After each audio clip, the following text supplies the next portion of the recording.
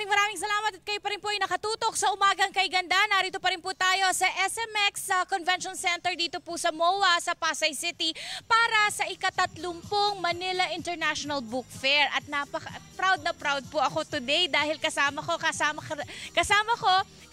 rin sa Umagang Kay Ganda at nung unang panahon pa, Bimbo Papasin, Umagang Kay Ganda.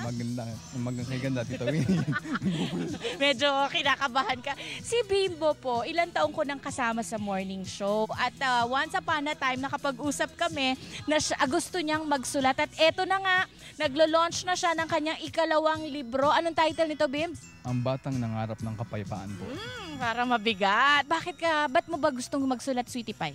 Kasi po nung unang araw kasi, yung anak ko mahilig magpa-bedtime stories, magpakwento sa akin bago siya matulog. Kaya naisip ko, bakit hindi ako gumawa ng mga sarili kong kwento? Sarili mong kwento. Opo. Bakit?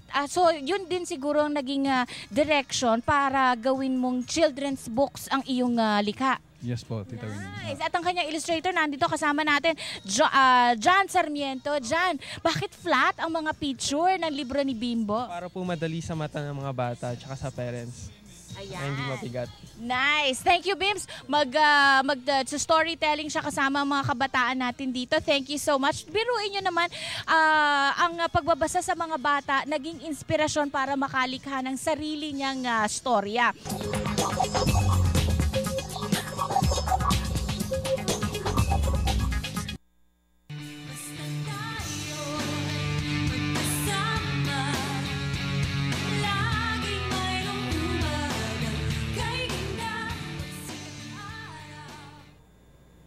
Balik po tayo dito sa 30th MIBF dito po sa SMX Convention Center at eto na ho ang finished product na niluto sa atin kanina ni Chef John Chua na Toad in the Hole.